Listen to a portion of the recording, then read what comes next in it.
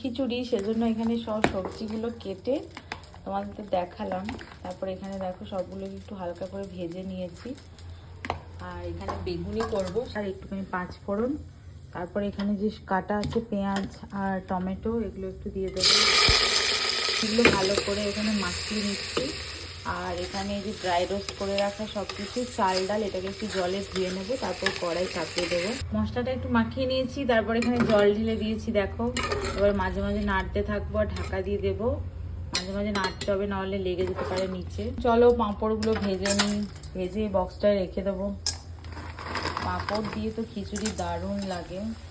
পাঁপড়গুলো ভেজে নিই তাড়াতাড়ি। আমি এখানে গরম গরম বেগুনি ভাজছি খিচুড়ি দিয়ে। সরস্বতী পুজো স্পেশাল।